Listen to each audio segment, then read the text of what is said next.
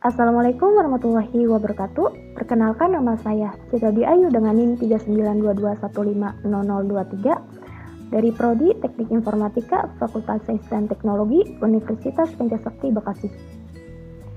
Kepada yang terhormat yaitu Bu Supini Eskom MM selaku dosen pengampu mata kuliah Rekayasa Perangkat Lunak. Dan di sini saya akan menjelaskan materi tentang perancangan sistem penjualan mebel berbasis web.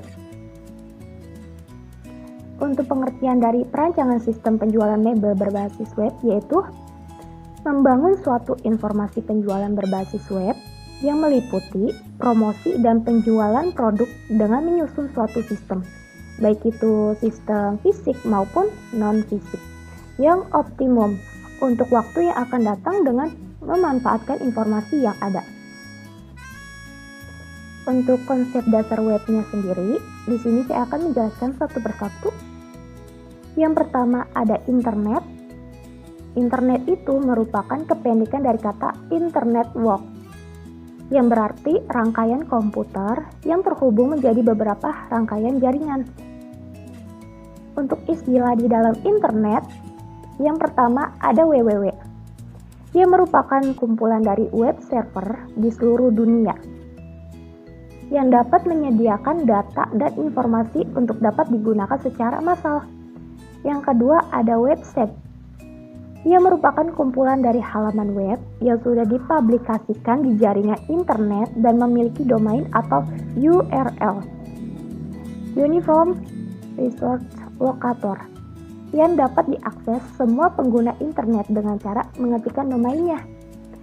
Yang ketiga di sini ada halaman web, yang merupakan bagian dari situs web.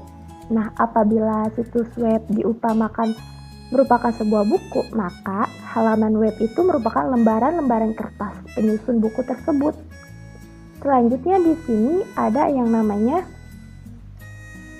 homepage, yang merupakan halaman muka dari sebuah situs web, atau ibarat cover, dia merupakan sebuah buku. Homepage ini biasanya berupa outline dari isi situs web yang bersangkutan. Selanjutnya di sini ada browser, yaitu merupakan aplikasi yang digunakan untuk berselancar di dunia internet. Nah, browser ini dapat memandu pengguna internet untuk berpindah antara situs web dengan mudah. Selanjutnya di sini ada web browser, yaitu suatu aplikasi atau perangkat yang digunakan untuk menjelajahi atau mencari informasi di dalam jaringan internet dari sebuah media, baik itu berupa situs, blog, di jaring sosial, dan lain sebagainya.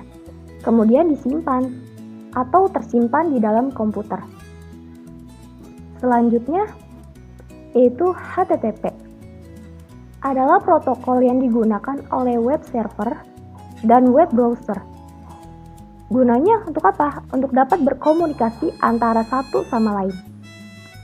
Selanjutnya, yang kedua di sini ada bahasa pemrograman. Nah, untuk pengertian dari bahasa pemrograman tersebut yaitu sebuah instruksi standar untuk memerintah komputer agar menjalankan fungsi tertentu.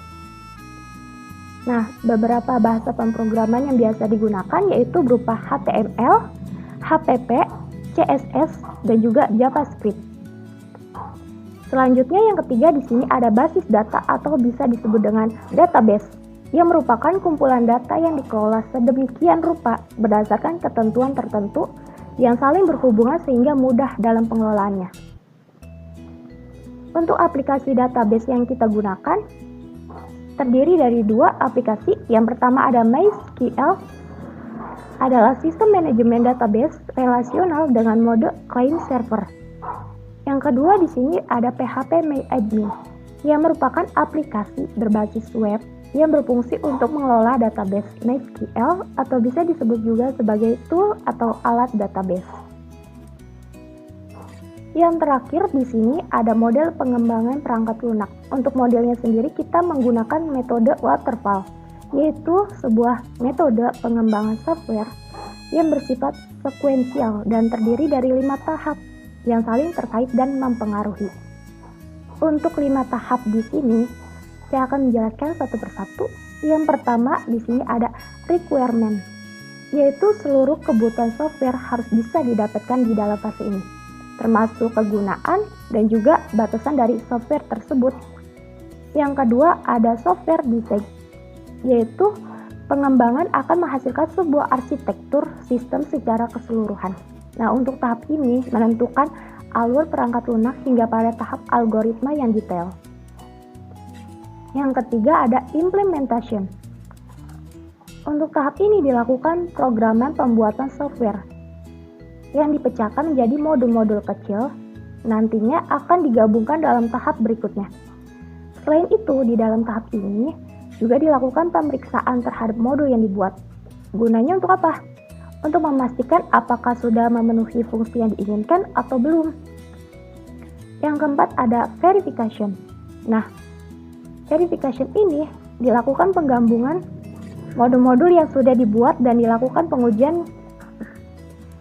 Gunanya untuk apa? Untuk mengetahui apakah software yang dibuat telah sesuai dengan desainnya dan masih dapat kesalahan ataupun tidak. Yang terakhir ada maintenance. Nah, untuk tahap ini merupakan tahap terakhir dari model waterfall. Software yang sudah jadi dijalankan serta dilakukan pemeliharaan. Nah, untuk pemeliharaannya sendiri itu termasuk dalam memperbaiki kesalahan yang tidak ditemukan pada langkah sebelumnya. Untuk perbaikan implementasi unit sistem dan peningkatan jasa sistem sebagai kebutuhan baru. Untuk implementasinya sendiri, kita mengambil dua contoh. Yang pertama ada halaman home admin, gambarnya seperti ini. Yang kedua ada halaman home user, gambarnya seperti ini. Untuk kesimpulan dari presentasi saya, ada dua. Yang pertama yaitu dengan adanya website ini dapat memudahkan dalam mempromosikan jenis-jenis produk yang dimiliki oleh penjual, serta memudahkan pelanggan untuk dapat memilih produk sesuai dengan kriteria yang diinginkan atau sesuai dengan kebutuhannya. Yang kedua, yaitu pencatatan penjualan menjadi lebih efektif sehingga data dapat tersimpan dengan rapi, serta pembuatan laporan penjualan menjadi lebih mudah dan tidak membutuhkan waktu yang lama. Mungkin cuma itu yang bisa saya sampaikan, kurang lebihnya saya mohon maaf, saya akhiri. Wassalamualaikum warahmatullahi wabarakatuh.